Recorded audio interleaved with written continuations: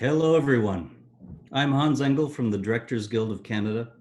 Thank you for joining us for this year's online version of DGC Visionaries.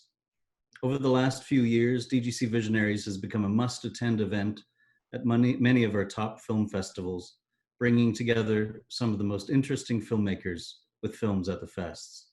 This year, we're taking Visionaries online and sharing it clear across the country, highlighting as many brilliant filmmakers coast to coast as we can.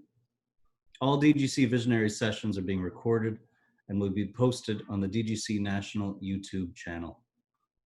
Tonight, I'm really pleased to introduce our moderator. Ingrid Veninger holds an MFA from York University and has been a tenure-track faculty member of the School of the Arts, Media, Performance, and Design since 2019. Born in Bratislava and raised in Canada, Ingrid formed Punk Films, Inc. with a Nothing is Impossible manifesto. Since 2008, she has produced 13 feature films with premieres at TIFF, Rotterdam, Locarno, Slamdance, Whistler, Rome, Hot Docs, Karlovy Vary, and MoMA in New York. With retrospectives of her work in Ottawa, at the Canadian Film Institute, and Santiago, Chile at Fem Cine. Ingrid received the WIFT's International Visionary Award, the Alliance of Women Film Journalists EDA Award for Best Director, and the J. Scott Prize, awarded by the Toronto Film Critics Association. A member of the Directors Guild of Canada and participant in the inaugural TIFF studio, Berlinale Talents, and Rotterdam's Producers Lab, Ingrid has been a mentor at the Canadian Film Centre and screenwriter in residence at the University of Toronto. An advocate for gender parity, Ingrid initiated Punk Films' Fem Lab in 2014 to foster narrative features written and directed by Canadian women, sponsored by Academy Award winner Melissa Leo. Currently, Ingrid is completing an international feature film collaboration entitled 1-9, involving women filmmakers from around the world. I'm thrilled to introduce our featured guest. Clark Johnson is an Emmy-nominated actor and director. He's been a director and series regular on Homicide, Life on the Street, and The Wire, and the Amazon comedy Alpha House with John Goodman and Bill Murray. He began his professional career in football, but was unceremoniously cut by Toronto and Hamilton in the CFL and Pittsburgh and Buffalo in the NFL. His first job was as Lee Major's driver. His second was the groundbreaking role of the bad kid in the community center in The Littlest Hobo. He started directing professionally in 1997 in the 4th season of Homicide. He was the director of the pilot episodes and the series finales of The Shield and The Wire. Clark also directed the pilot and other episodes of Sleeper Cell, Homeland, The Walking Dead, Memphis Beat, Lights Out, The Get Down, and Luke Cage, among others. His feature film career includes directing and playing roles in original feature production for HBO's Boycott in 2001, then SWAT in 2003, and The Sentinel in 2006. In 2016, he made his Broadway debut in a revival of Kurt Vonnegut's musical God Bless You, Mr. Rosewater, with James Earl Jones. He's currently directing Bryan Cranston in the series Your Honor, coming to Showtime this winter. Clark joins us tonight from New York with his feature film PERCY, starring Christopher Walken, Zach Braff, and Christina Ricci. PERCY is playing at Finstream Atlantic Film Festival September 17th to the 24th, and the Calgary International Film Festival September 23rd to October 4th, as well as Sudbury and Edmonton. And it will also have a Canadian theatrical release in October, so go check it out. Welcome, Clark and Ingrid. There's Ingrid. Wow. There he is. Wow. Welcome. I work here as well. Welcome. That's quite the bio. Now, before I hand it over, I'd like to point out to those tuning in to the Q&A button at the bottom of your screen. That's where you can type in your questions.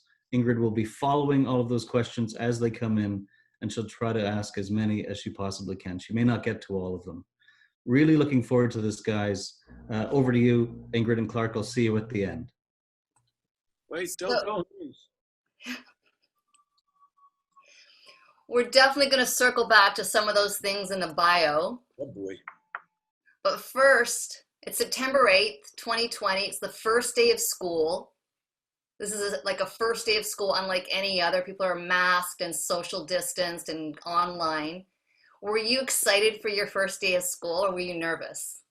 Me? Yes. This year? No, but like when you were 5. Yeah, I was a little suspicious of the whole thing.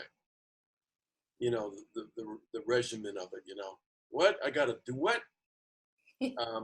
But my memories of school are pretty happening, pretty happy. Do you have like an outfit? I do remember though, in high school, I would have a detention that would end in June and pick up again in September. It was a rolling detention. I remember that, like between 10th grade and 11th grade.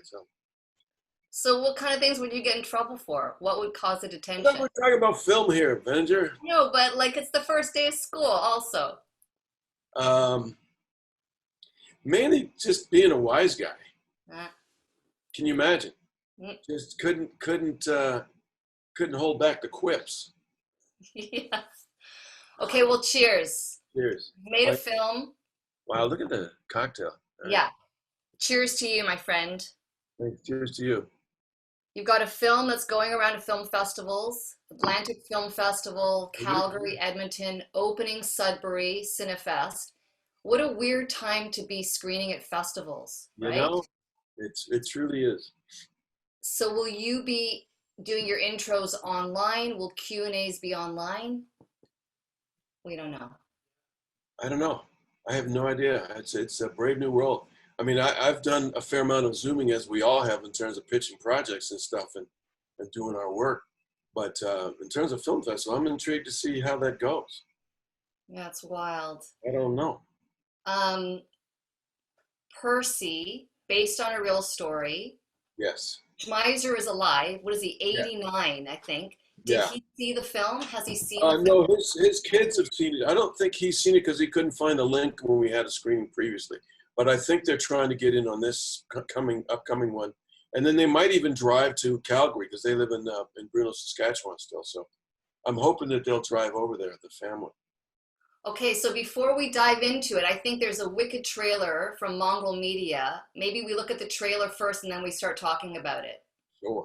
Do you want to set up the trailer at all or we just watch it? Well, let's watch it. Okay, let's roll the trailer.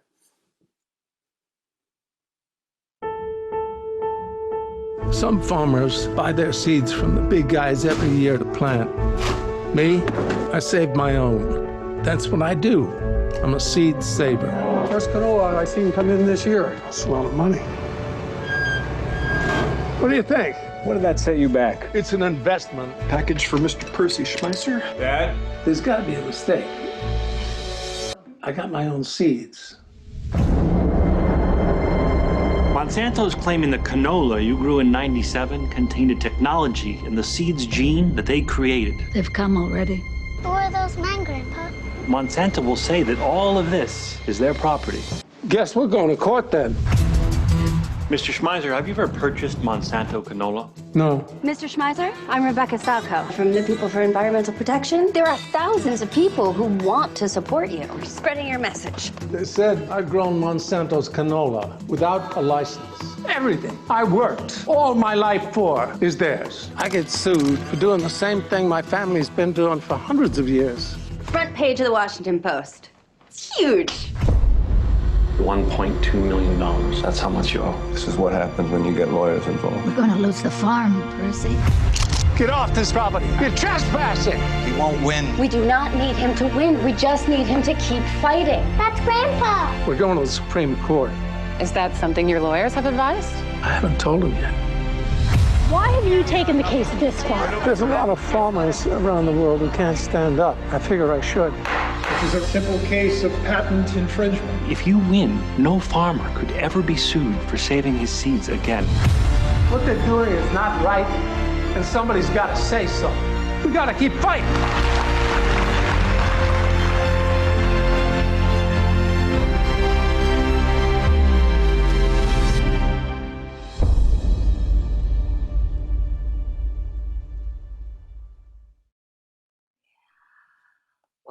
I'd see that film. Yeah, yeah. I'd go. Now I have seen the whole film, and I love that at the top we hear Christopher Walken in voiceover, and he says, some farmers buy their seeds from the big guys every year. Me, I save my own. That's what I do. I'm a seed saver.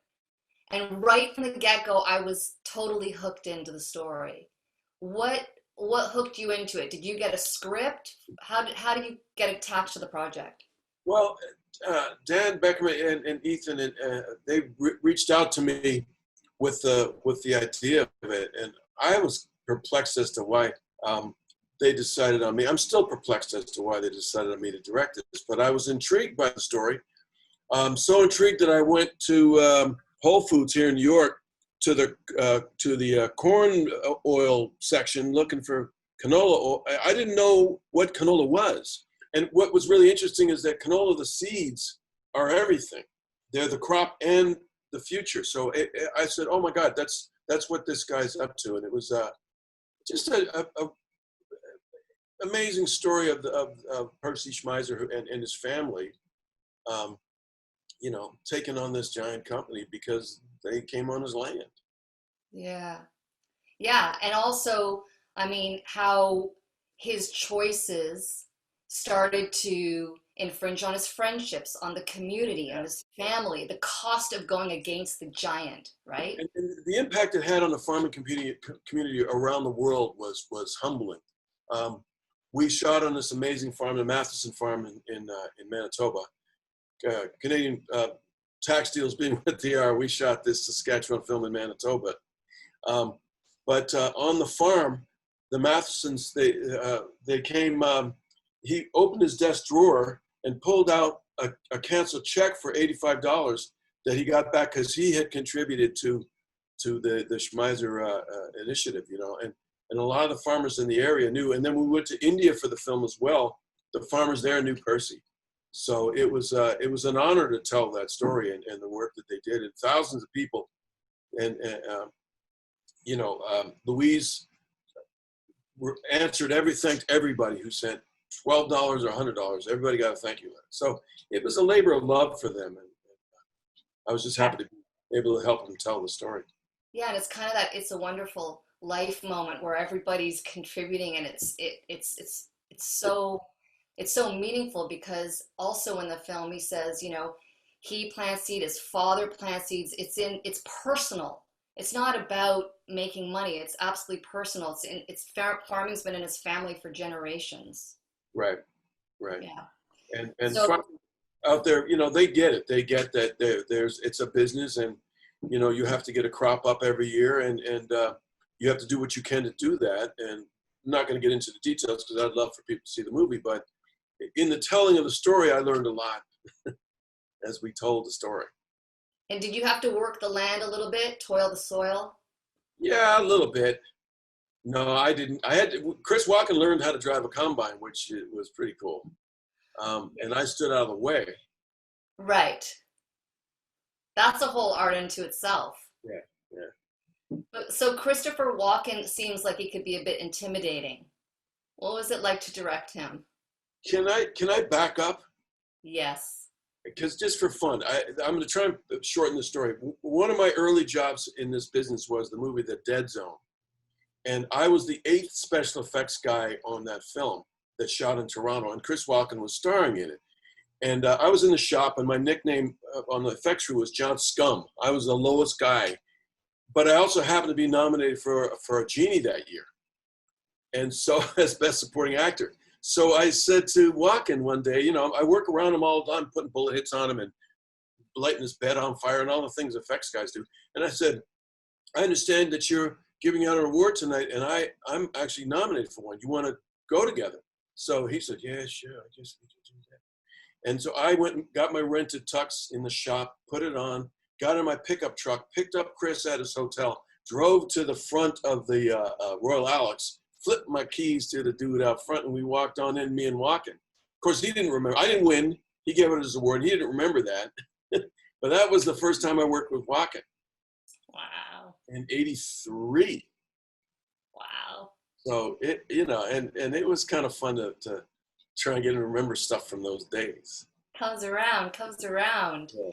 I mean, the whole cast is crazy. Christina Ricci, Zach Braff, Adam Beach, Luke Kirby, Roberta Maxwell, Martin Donovan, and then we got Peter Stebbings. Yeah.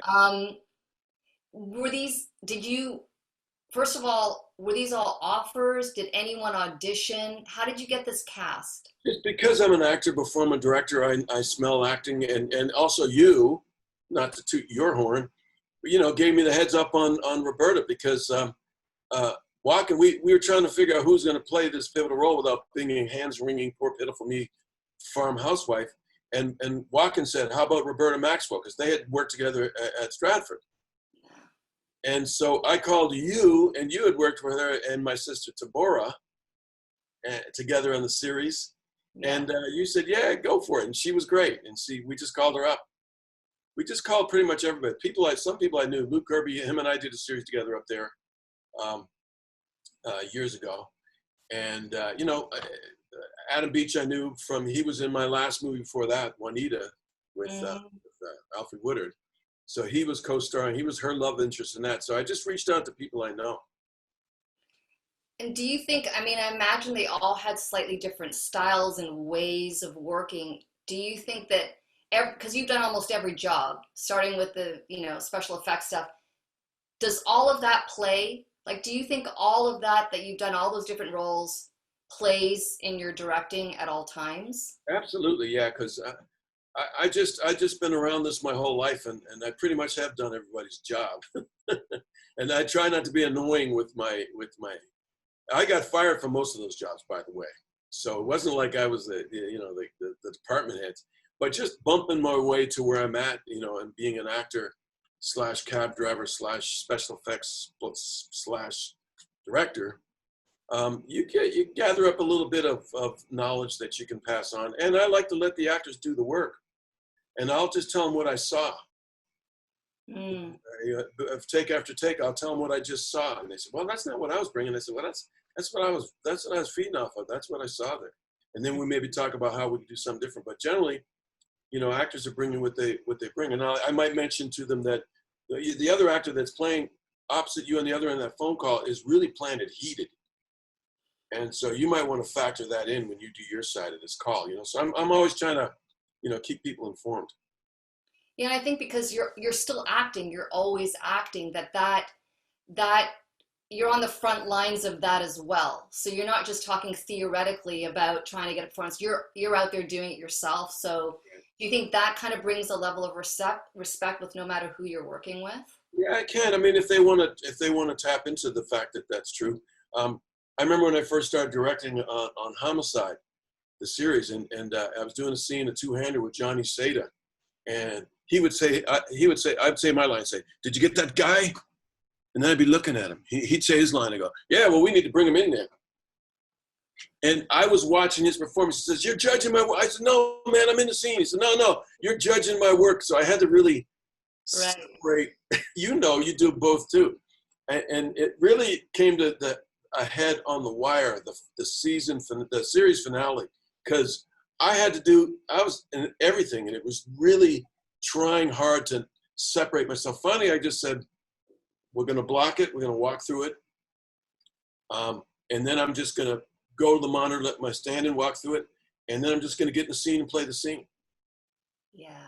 And not worry about where that light is or what that background actor is doing over there.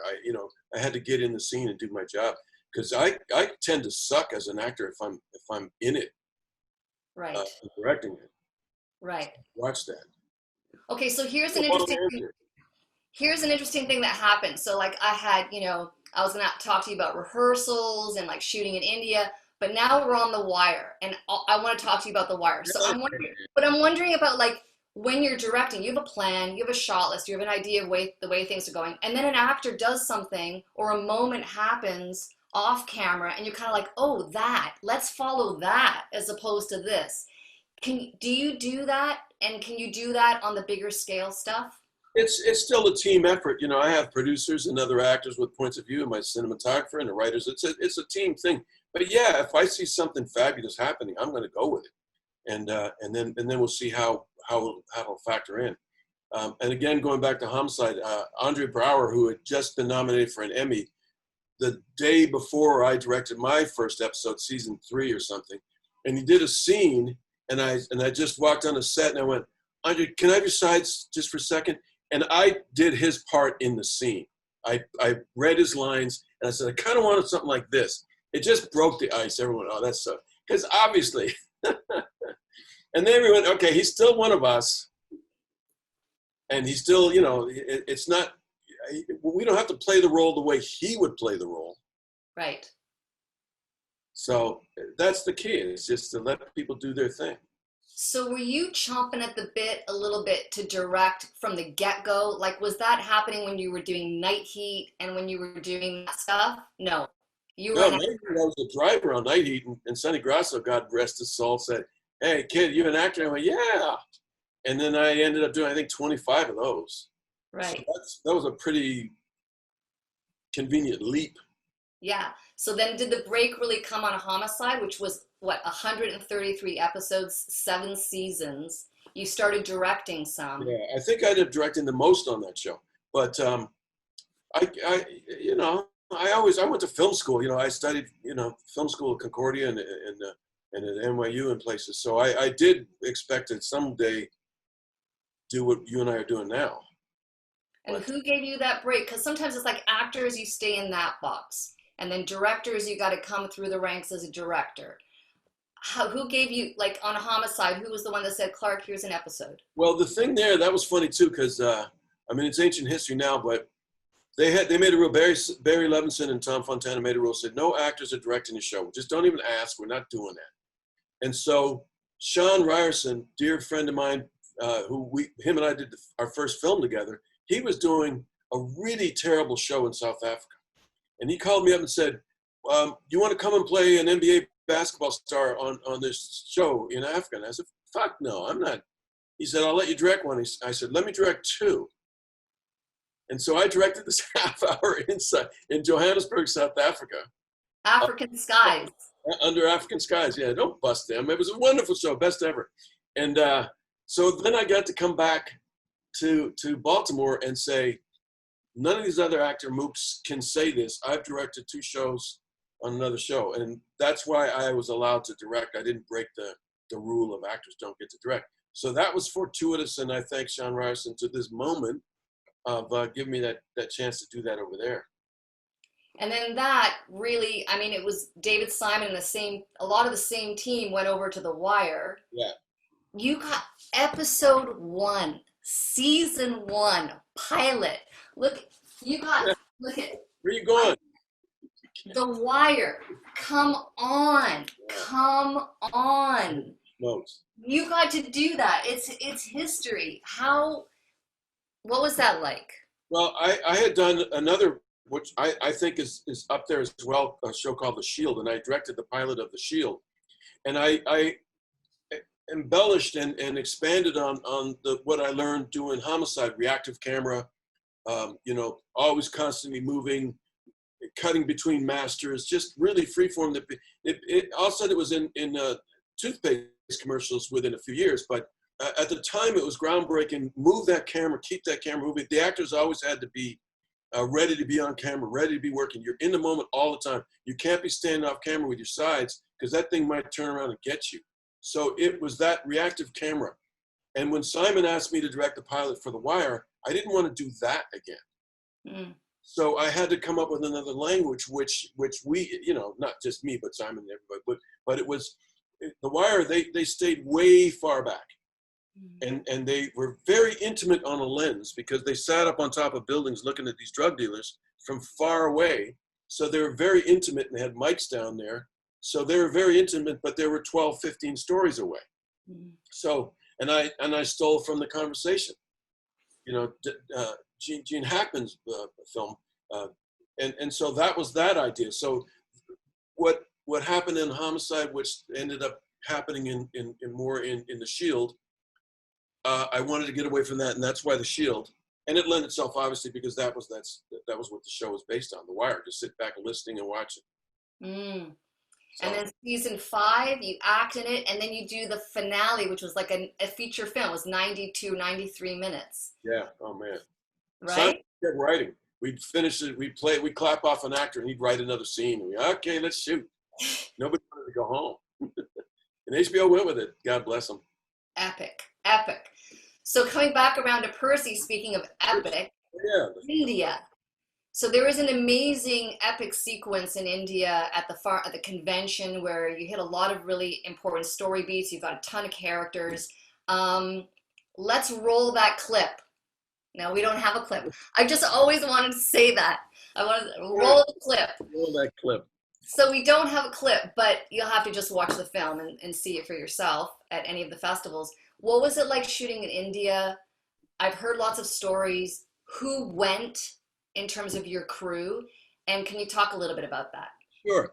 I mean, we shot at the University of Winnipeg for a lot of those sequences, but Dan Beckerman and Ethan Lazar, our producers, God bless them, scraped it together so that we could get a crew to India.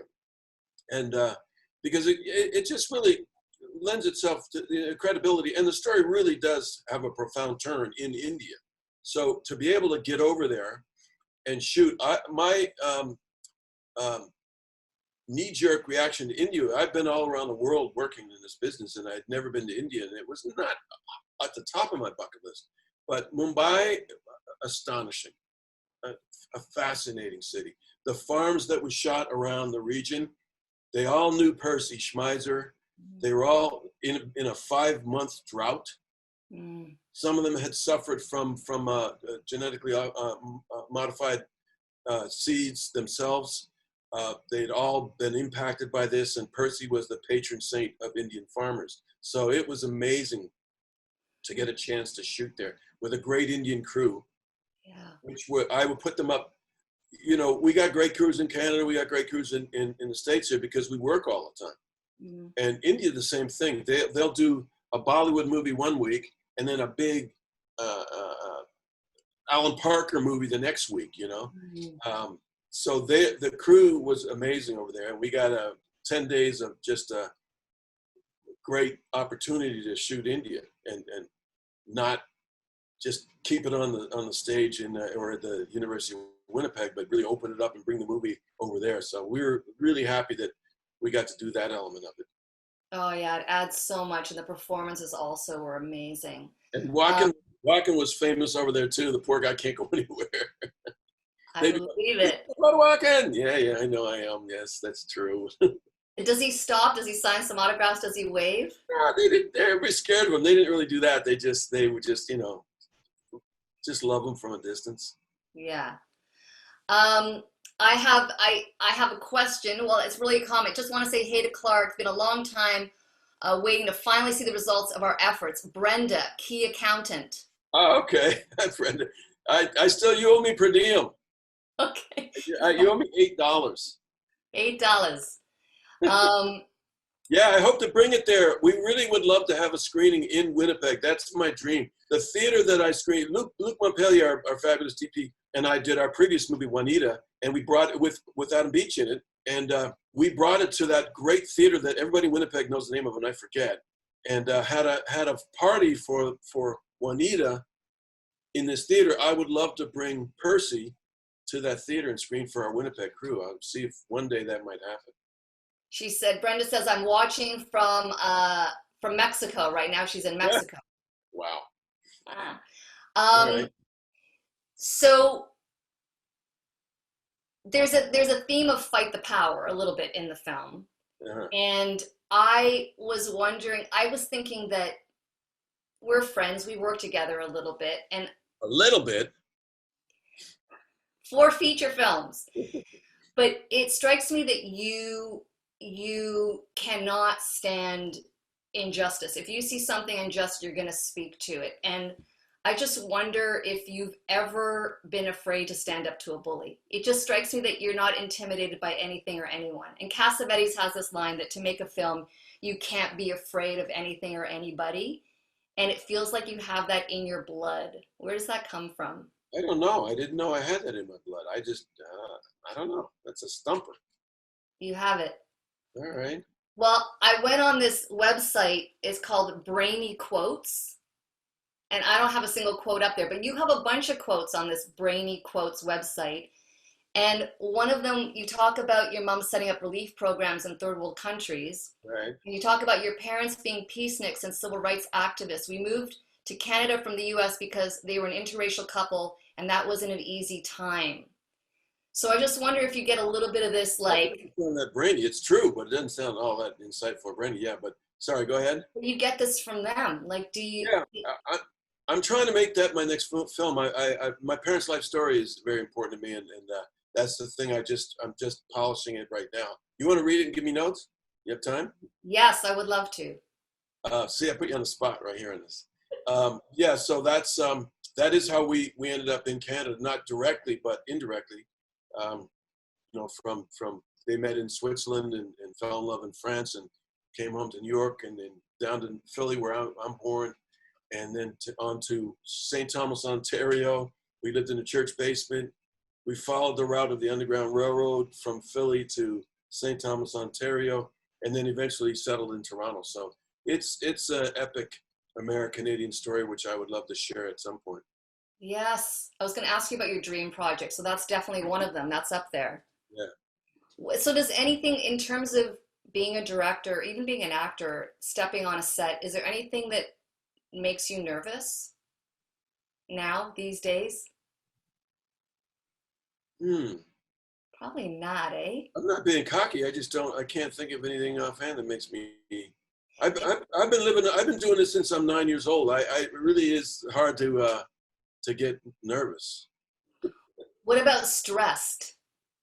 I get stressed if I'm not making my day, or if, you know, I always have an adversarial relationship with producers, except for you. Yeah. You were an actor, you know, you just weren't that breed of. But I always had, not always, but generally have an adversarial. So there's always, you know, a little friction as to commerce versus art and vice versa. And it's never cut and dried. It's never, I'm art, you're commerce. It's never that, because a lot of times it's just a difference of opinion. And we're all interested in telling this story and telling it efficiently and telling it creatively, and it gets bubbly. So, but I don't feel the need to back down if I have a strong opinion on how things should go. Yeah. I mean, I like in that moment of like art, commerce, or the race against the clock, you know, in acting with you, I'm now thinking of like Anais Granowski's Have Mercy, where you improvised a line. We went into a packed theater and you said, it's packed like sardines or something. And I said, witty. We're gonna pack them in here like sardines. That's what it was. Is that any quotes? You know. And I said in character, I said, I love sardines.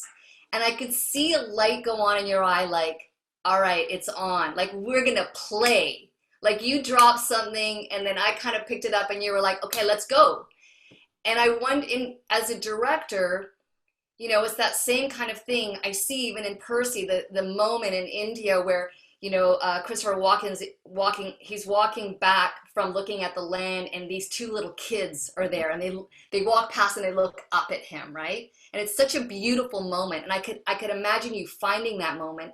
But each one of these little gems takes 10 minutes, 15 minutes, and so how do you find, as a director, and I see this in all your work, you manage to find the gems even though every day is a race against the clock?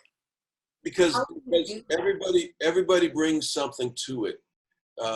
Everybody, all through this process, brings something to it. The first AD, the prop guy, everybody brings some creativity to this moment. The actors, that little girl, she was so shy, and Chris was really not interested in playing that moment at the time, and just looked down and noticed her, and it made me think of his granddaughter back on the farm, and I thought that's a beautiful parallel. Here's a kid here, there's the kid back home. He connected with her. Let's go with it. So we went back and restaged it. That's the thing about working with kids who are people who are untrained.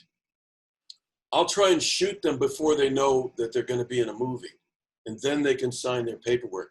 Because if you tell that kid you're going to be in a big movie that's going to be playing in America, Canada, and around the world, so you just shoot it and then figure it out. If you know, so the spontaneity comes well earned because we just shoot and then, because I do that all the time. You'll see people in films and shows of mine that didn't know they were going to be on camera. The project that I'm coming up to do next, the shoot in Florida, is the similar thing with Monique, which is yeah. Right. So that was an inside story, but that's a lot of improv there because the Latin spontaneity is evident throughout that story. So I'm always trying to find people give me something that I didn't know I was going to get. Yeah, you can see that. Tabby Johnson, your sister, so proud of you and your crew bringing this story to life. Yeah, absolutely. Okay, Paul. Hi, Clark. It's been a thrill to hear you speak. My dad was a linebacker of the Toronto Grizzlies. Question. If you were starting to shoot The Wire today. What's your last name? What's Paul's last name? Dudar. Oh, okay. If you were starting to shoot The Wire today, would you be telling a different story? Well, first of all, tell him his dad couldn't play for shit. Noted. If I was doing The Wire, what? If you were shooting The Wire today, would you be telling a different story? Sadly, no.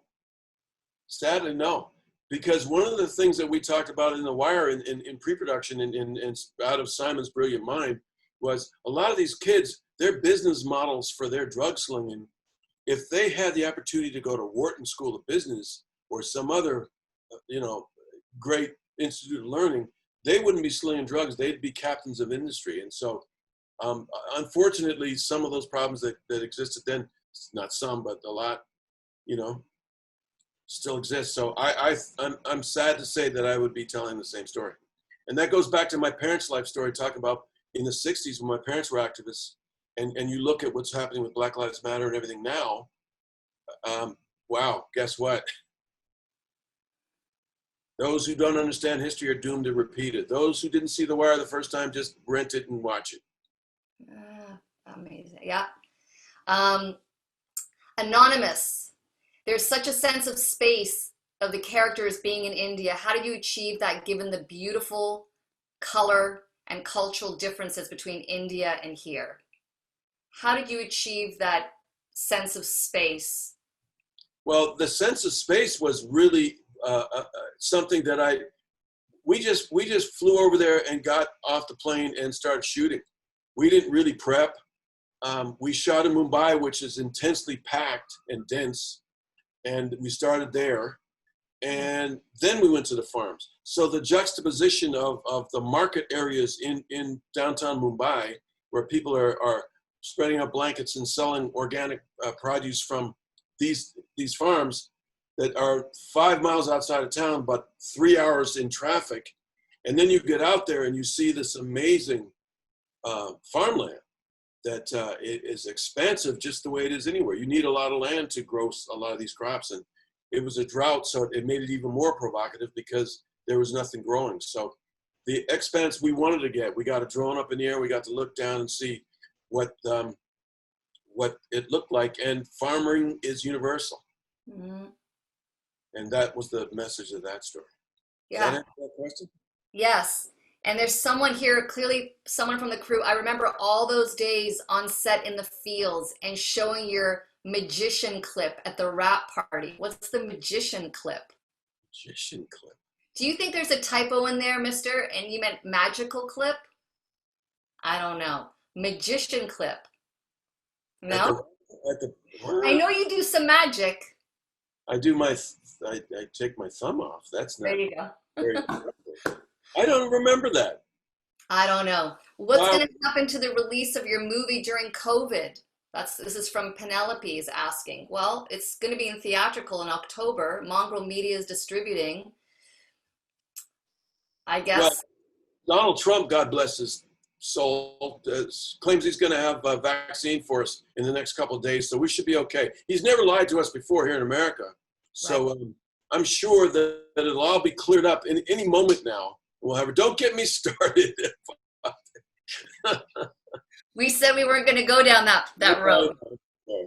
I don't know. I'd love to see it in theaters. And Hussein, our distributor and a dear friend of both of ours at Mongrel, we swapped emails not too long ago saying, once this is over, once there's a solution to this pandemic, I don't think people are going to want to sit and Zoom and look at their computers. I think people want to go to the movie theater and spill popcorn at each other and cry and laugh at the same time. I think we're going to want to do that. So I at some point, maybe not this film, but some of our films are going to be back out there. And it's starting to happen now, but we all have to be safe to go back. But I don't ever think for a moment that we're not going to be communal again. Yeah, Percy at the drive-in. I'm sick to death. Look, where's my flip phone? I can't watch movies on my flip phone. I can't. So I for one, am going to the theater. And we'll see movies like that somewhere. I'll be right there with you with my mask, and we'll socially distance. Well, we'll be okay by then. We'll get it squared away. Who knows? But I do like bringing it back to that question in terms of The Wire. There's another quote, and I think this plugs right in. You say, "Film is the only language I speak, and I've been lucky to be involved in some great stories." True enough. You don't want to preach to people, but you want them to think about why things are the way they are, the history that's there, as well as the possibilities. And there's always this kind of, in order to spring forward, we got to go back. And it does cycle around. And so I wonder what you would say to someone who was starting out right now and had a story that was true to their heart and maybe was going to be controversial and maybe was going to, light some fuses. What advice would you give to that emerging filmmaker? I would say you're absolutely on the right track. There is no need on this planet for, I don't know, I'm trying to think of a name, something. Give me a name of a big blockbuster. What, you know what I mean? Yes. Superman. There's no need to repeat stuff. I mean, somebody told me in film school, there are only 5 stories, or maybe I read it. There are only 5 stories in human history. And we just retell them. We don't need to retell the Brady Bunch 15 times. And whoever just sent that question is, if that's a story that you feel compelled to tell, then tell that story. And if you think that people will benefit from it and laugh or cry or want to know more, then all the more reason. It's tougher because in this climate, it's really hard to get, films green lit. But I don't know any other way to do it. You, of all people, tell your stories. And you're going to just tell them. And hopefully people respond to them. And you got it out there. And it's there for people to see. If you want to make a remake of something that's been done, so be it. But if you got a story you got to tell it. And what do you do when you meet roadblock after roadblock after roadblock, be it with funders or with, everybody saying you're never going to get 5 cents to make this because nobody's going to see it because nobody wants to see those characters, or what, we know how hard it is. And the roadblocks come, be it at the beginning or at the end when you're trying to get your film out and it's rejected from 45 festivals or no distributor wants to pick it up. What do you do? Well, I'll use my parents' life story as an example, just because it's when I tell the story to friends and people, when I pitched the story initially to try and get the film made, everyone's, oh my God, what a story. Well, this is amazing. You have to make this film.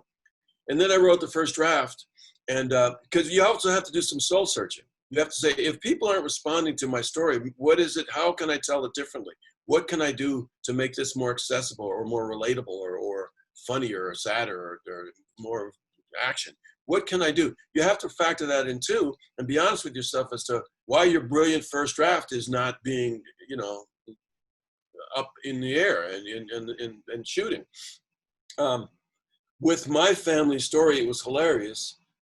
And Tabby, if she's still on, yeah, we all have opinions on the stuff, and it'd be as simple as how do I write a love scene for my parents? Oh, gross. Or my extended family. I got 32 first cousins in West Philadelphia, and oh no, Uncle Will didn't drive an Oldsmobile. He drove a Buick. All right, Buick.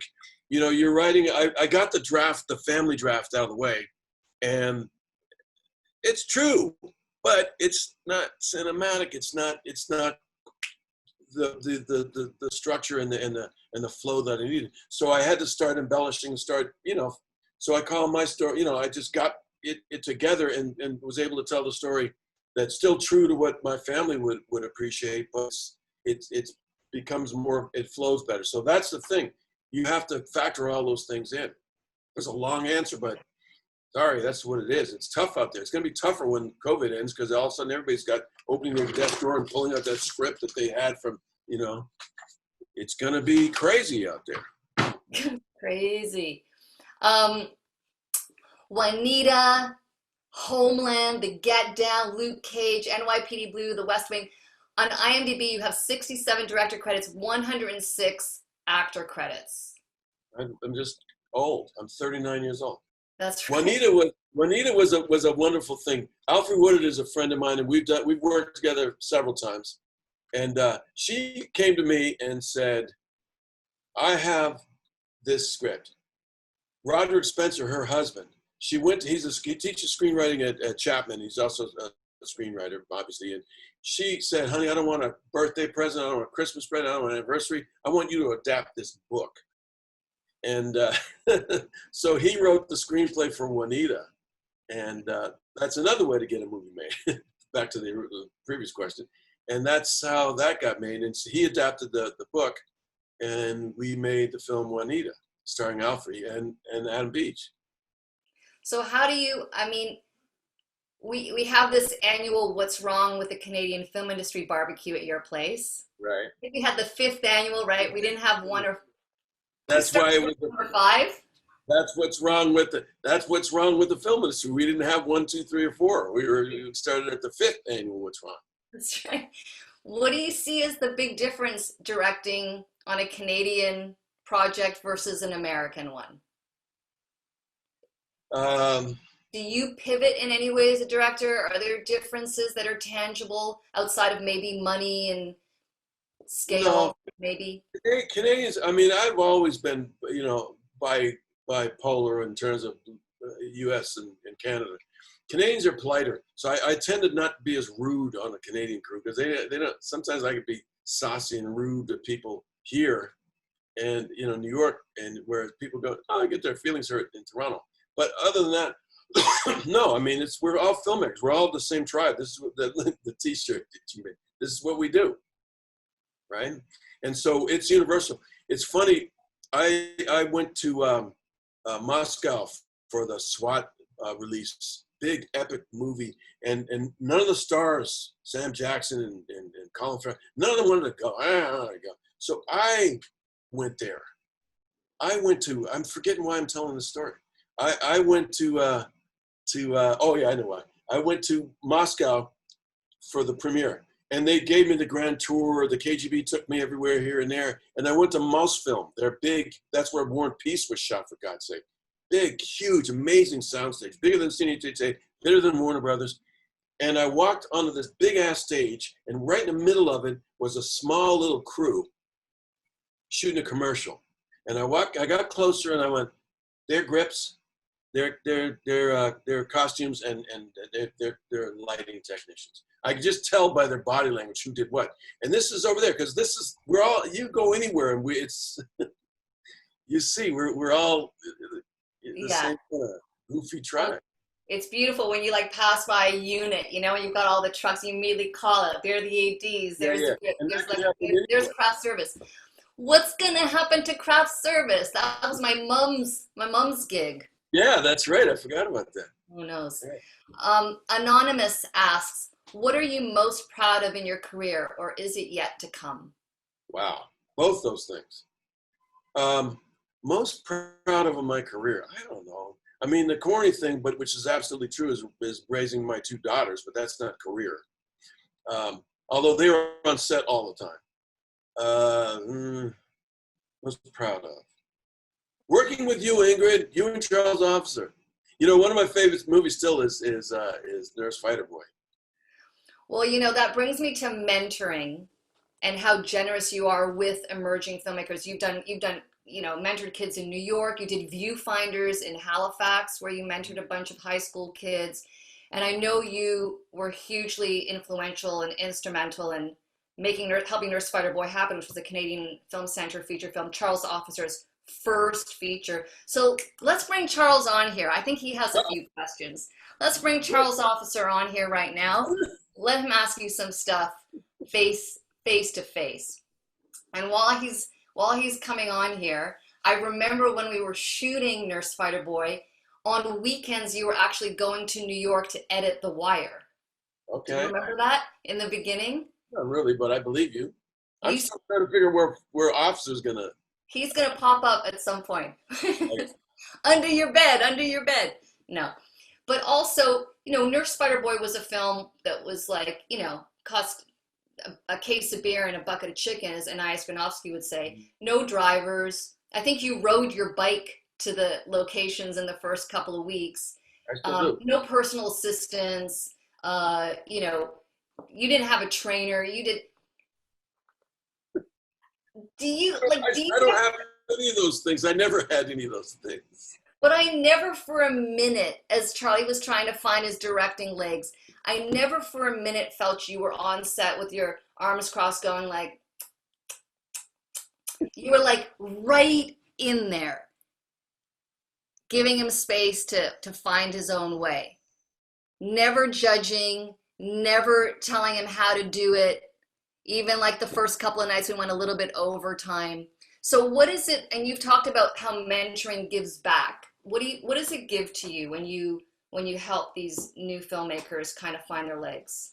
Well, we somehow keep finding our way back to The Wire and Homicide, my Baltimore experience. I'm on set in the projects, and I remember in the projects, they have these chain link fences on the outdoor walkways that are exposed to the elements.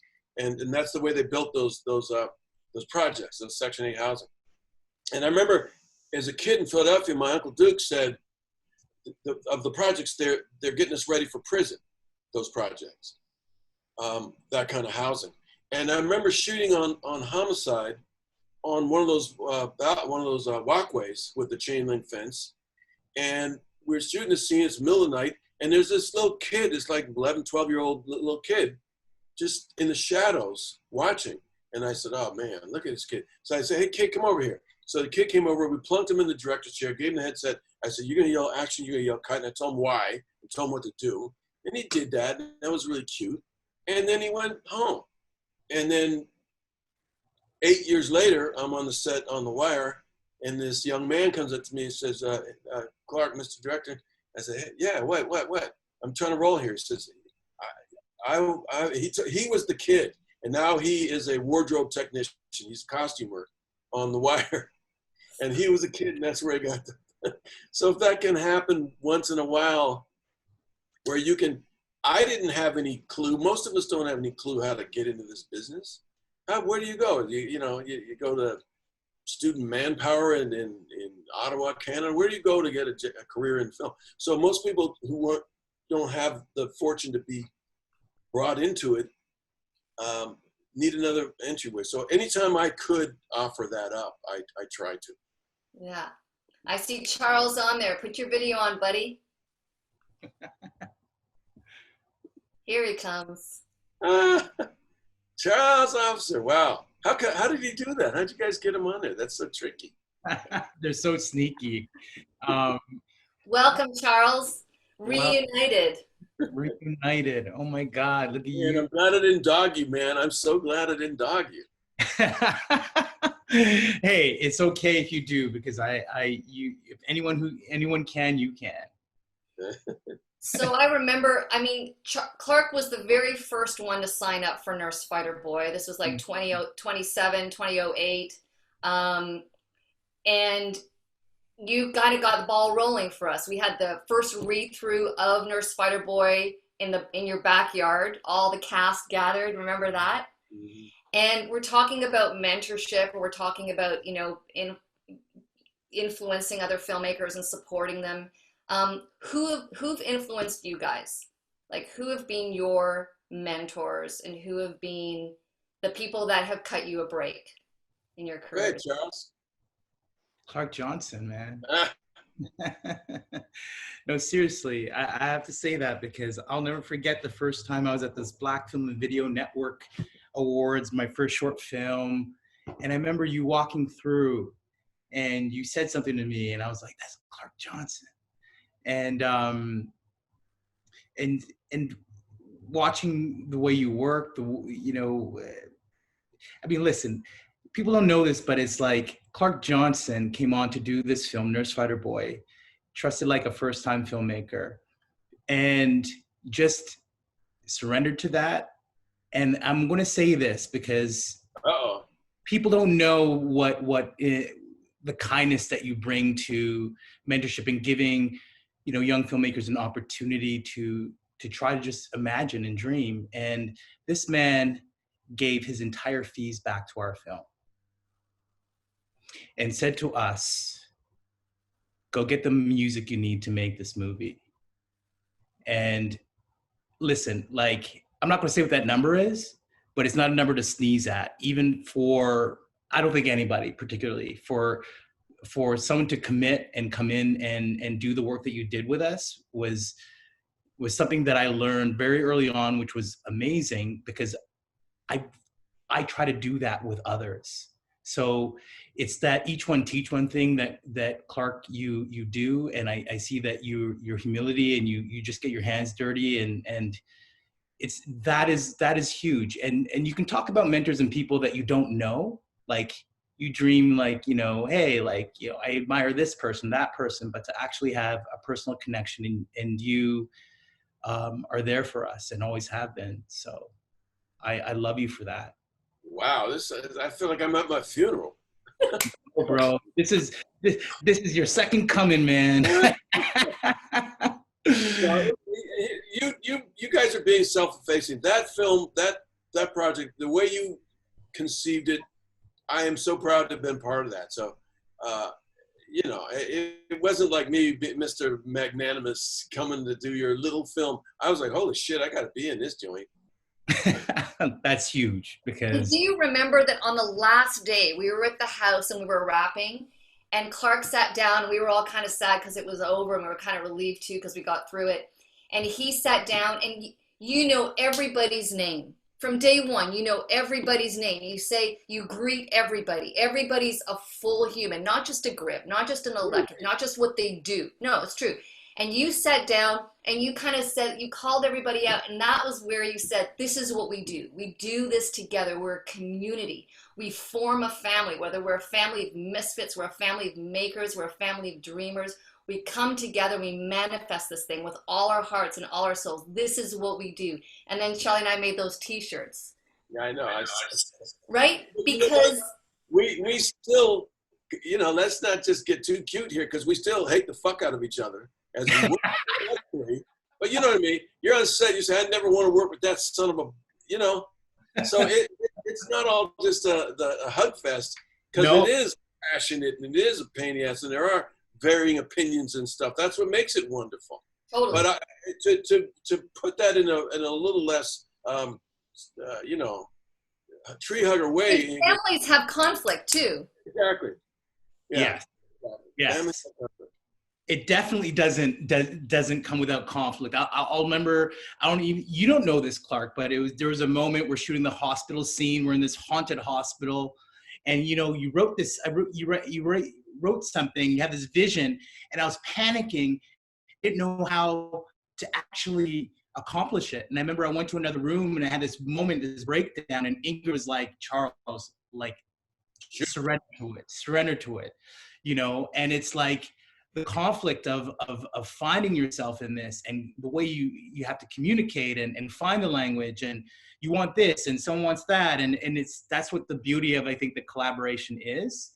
It's not like at the end of the day I think there is so much love in what we do and you always speak on that, Clark. You always speak on that we do what we do and that was something that we've always held that sort of motto like we just do out here and it's it's pretty cool. There's a practical aspect to that too for I don't know what the broad range of this audience is, but it takes a village and that's not Hillary Clinton, that's Africa, that coin that phrase, but that takes a village is true. If you don't have a great first AD who gets the story, who understands why you need to get that banana peel on that ledge, to tell what that person is thinking, and if the whole team understands why we're doing what we're doing and can contribute to the overall storytelling, it's not just I'm putting tape down so you can hit your mark. It's I know you need to be here because we lit this here. It's all about us doing our thing, so that, and understanding what it takes to do that. That's what I love about our tribe, is that's what we fucking do. Mm-hmm. Is we all get together and make it happen. So, you know, that was your baby, man. You had your mama, you had us all in there. That was fun, man. It's still one of my favorite experiences making a movie. So, and I think the thing you're referring to, Charlie, too, is, you know, it was 2 years. It was, you know, before I even came on, you were writing for a year, 2 years, and then another year of writing, and then development, going through the whole thing. And you know, I remember you saying you've thought about this one line for 3 years. And then it comes to the moment where it's just being delivered, and you've got maybe 15 minutes to get the scene, so you've got 3 takes at it. And then it's a matter of like, this is Clark's filtering of that line and delivering of it, and it doesn't quite, it's not the way you heard it. And do you just surrender to how it's happening, or do you hold on to and try to get it the way it was in your head? And it's a question for you too, Clark, where it's like, you hear this stuff, you imagine it, and then of course you face it and it changes. The holding on and letting go seems to always be the task of the director, when to hold on to the thing that you've thought about for years and when to let go of it. And it has to be in its own kind of exquisite timing, at the right moment, at the right time, because it's each of those things. Mm-hmm. So is there something you've let go of that you regret letting go of in something you've done? Who, me? Yeah. Oh, yeah, right. I don't know. Of course. I mean, you see my IMDb. I've done a lot of shit, but it's not. You just try to do the best you can, and you try and get where you need to get. There's a big difference between making a film and getting a TV schedule together and making an episodic that has to fit into a specific time slot. But when you're able to do your own stuff and when you're able to tell your own story, then you better go tell it the way you want to tell it, as what you guys are prone to do, the two of you. Holy shit. You guys' voices are so distinctive. And it's because you follow your own counsel. And you can do that. I mean, I remember my first studio film. I had done Boycott, Birth of the Civil Rights Movement, Coretta Scott King, and you know, I had done that film, and it was a $9 million indie. And my next film was SWAT, which was an $80 million movie. And I didn't know that people would get pissed off at me because I was doing my thing. I had Amy Pascal, who was the head of Sony at the time, call me up at 3 a.m. Am I allowed to swear? I guess it's too late. She called me up at 3 o'clock in the morning and said, "You got $80 million of my motherfucking dollars and you can't return my phone call." I went, "Oh shit, I didn't know I was supposed to call the head of the studio at 3 o'clock in the morning." So you're always dealing with the moving parts. And I think the key is to be the creative person that you want to be, even if you are in the structure of a big studio movie. Yeah. There's a question that speaks right to that. How do you foster such a sense of community on your set, even during adversarial circumstances? So, you know, have you ever, like, you have to fire someone, but you don't want that to ricochet, or your AD is not on the same page, and the show's got to go on. How do you keep that atmosphere positive even when shit's coming down? Well, every situation is unique. And, you know, the answer to that question for one particular situation won't necessarily apply to another. If there's some conflict on set, everybody has an opinion, and sometimes they might be right. Like, we're going into meal penalty and I can't do it right now. We have to break for lunch. I said, that guy's crying now. He won't be crying after lunch. That person has to go, okay, you're right. They're going to eat my ass for going over, but we're going over, we're going to get that guy's performance. Those are the things that you have to work with, and you have to deal with everybody. Catering wants to know how long, because the meal's going to get cold. I mean, there's all kinds of things that come into play. And they're different on an indie film where it's just you guys are scrambling just to try and get it done, as opposed to the big studio machine, which I've been a part of in TV and in feature. Okay, so here Luc Montpellier, your VP, he just drops a secret. He says Clark's secret weapon is humor. Mm-hmm. Right? And I know you do amazing things at the top of the day. You know, I don't know if it's a magic trick or you call a bet or you've got ways to kind of create that atmosphere, and humor is a huge part of it. Let's talk about Luc Montpellier, my DP. We've shot together like at least 4 times, and the only reason I bring his ass back is because he laughs at my jokes. So I don't know if it's the comedy thing or him just looking for work, Luke. Right. Go ahead, Charlie. No, I have to agree with Luke. Like you bring the humor into every moment that just kind of relaxes the situation. So it's hard work. It's hard work. And what else will we be doing? I don't want to work in a bank. I appreciate people who do. I need money too. But this is hard work too, and I get it. We're out there, and sometimes it's 4 a.m. I remember I decided to become an actor on a film shooting in Canada. I was doing effects, and I was up on top of this water truck, dumping salt into the water truck so the water didn't freeze, so we could make it rain without it, freezing in the pipes. And the wind was blowing the salt back into my face, and I'm up on top of this truck. It's the middle of the night. And I'm going, this sucks. And I see these 2 actors walking to their trailer with a bottle of cognac. Walking to their trailer. I went, fuck this shit. I want to work on my acting career. I want to go to the trailer with those guys. So, I mean, it's hard and it is funny. The guy who did effects on that movie, when I was John Scum, he came and did effects for me on SWAT. He was my effects coordinator. And don't you know my nickname when his ass got there was John Scum again. $1 million studio film. I couldn't shake it. And where does Slappy come from? Huh? Where does Slappy come from? Because that's a nickname also. Just messing with the IMDb. When I first became aware of IMDb, I went, how do they know all this stuff?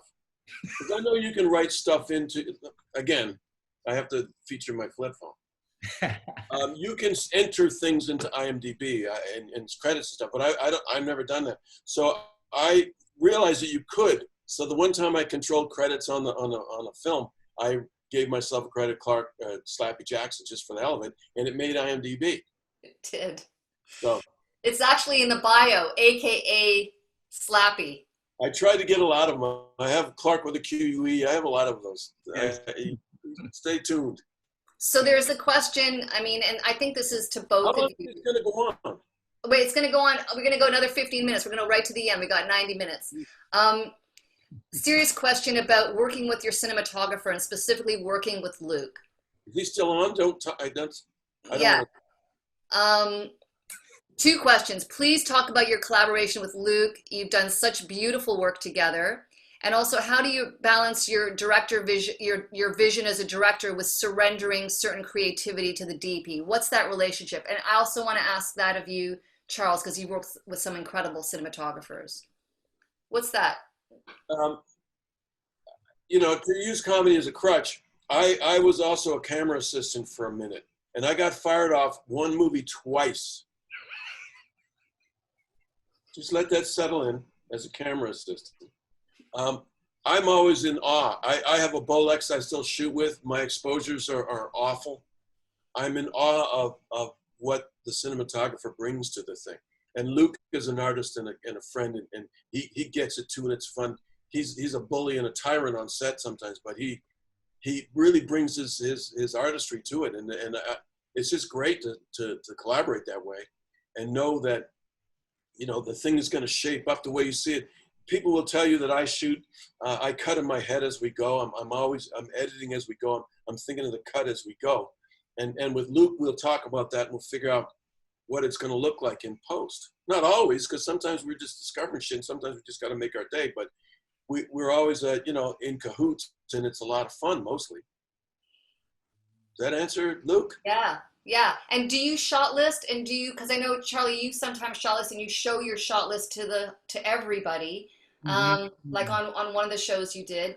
And what is that relationship with you and your cinematographer in terms of storyboarding, shot listing, and then on set on the day? I think for me, I found that shot listing for me was very important, just being able to map things out, and it also came from a place of just, I think there's one thing about shot listing, but there's one thing about holding on to that. It's like building a sort of sensibility of what you want to do, but also leaving space for the cinematographer to collaborate and bringing their ideas to how you want to capture something. But I think I try to bring a different perspective into the TV space a little bit. I try to be a little bit more open, which surprises people when, an actor will say, "Oh my God, I'm reading your shot list. I know what you're thinking. I've never seen this before." And I'm like, you know what?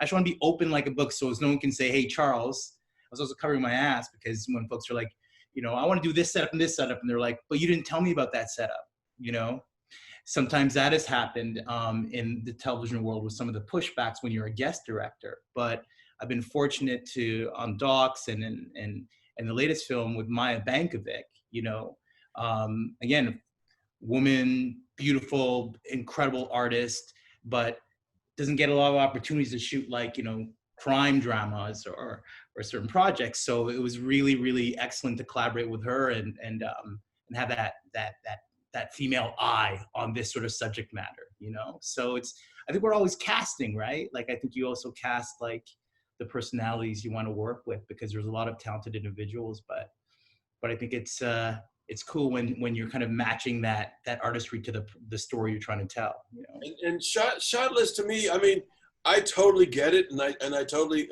and completely compatible with what Charles just said. I look at, for me, I think of the shot list approach, and again, this is a broad stroke, but the shot list approach is classical music. You've got Rachmaninoff, you've got Mozart, you've got Beethoven, you've got people writing beautiful, specific notes that can come forward 500 freaking years and still be played with the same passion as they were as those notes were first put on that page. Yeah. For me, I'm more jazz. I'm more Charlie Parker. I'm more, okay, we're going to improvise. We're going to make this go here, because that's how my little feeble brain works. And it can be annoying, because I'm just thinking about what's going on. I sometimes, and Charles, I'll sometimes shot list in my head, and then I'll jot it on the sides. It's not a cut and dry thing, and I'm sure you'd agree. It's not a cut and dry thing. Absolutely. Here's the shot.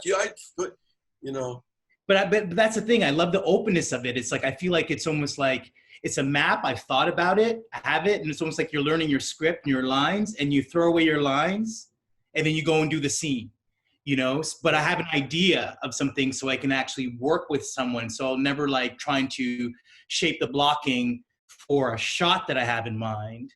I'll kind of have the shot in mind and the ideas, and then try to see what that point of view is. But I think what you talk about, what I learned from you and also Steve Cousins, which was so amazing on Nurse Fighter Boy, was a confidence to let something play out, and the confidence to not overly shot list. He's not into that so much. He likes to plan things, but also be very, very, but I think that takes confidence to get there,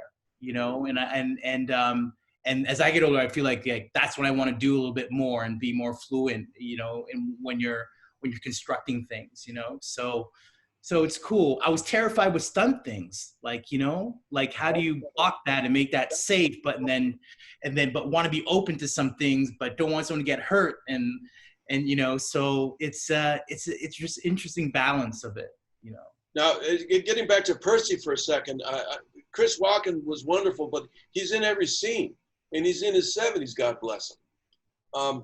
So I had to be a little more specific with how we exposed him to the camera, and how we, plotted out his day so that we wouldn't wear him out, and we wouldn't be trying a bunch of stuff. So that had to come into play for me a little bit more in this film, because of the actor. I'm always, I'm working with Bryan Cranston right now, and he doesn't want to come and find tape on the ground.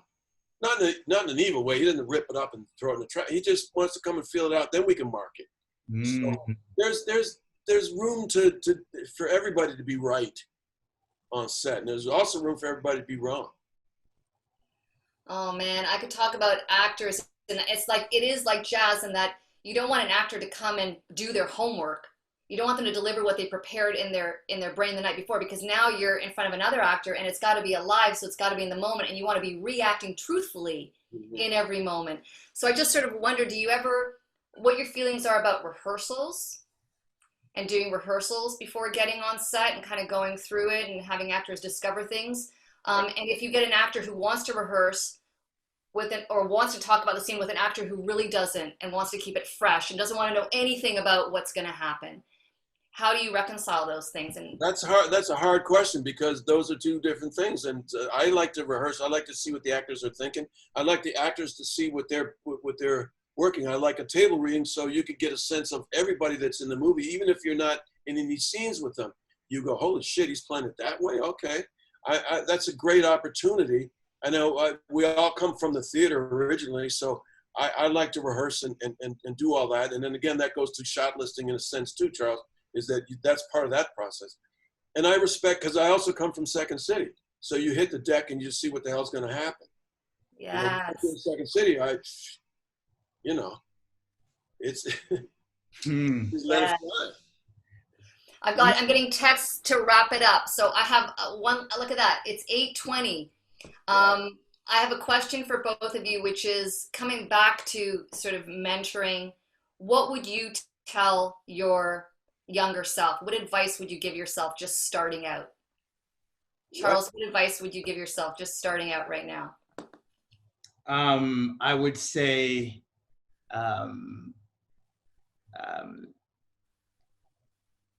be really curious. Like I was curious, but I think there was this place of investigating, and there was a fear of a place that was such an unknown, being film and not really having any real anchors or things when you first start. I think there's a fear of investigating, I think, that I experienced. And I would say to my younger self, there would be no reason to be fearful.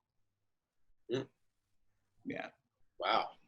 Would you believe your younger self? Would I believe my younger self? Probably more than I believe myself now. Well, for me, oddly enough, I'm going to bring it back to my football career. I really honestly, and I know you think I'm a cut up and I'm joking around, but I really think that my football career would have lasted longer, would have been more successful had I not been such a cut up on field. I was always looking for a laugh, always trying to get the rise out of the coach, always, trying to get out of doing push-ups. I really think I would have had a longer, more successful pro football career, and we wouldn't be having this conversation right now because I'd be selling used cars. That would suck. So I'm glad you were. Yeah, I'm glad you were just mucking it up out there. Oh, all right. My younger self wouldn't have listened anyway. Cut it up. Wrap it up.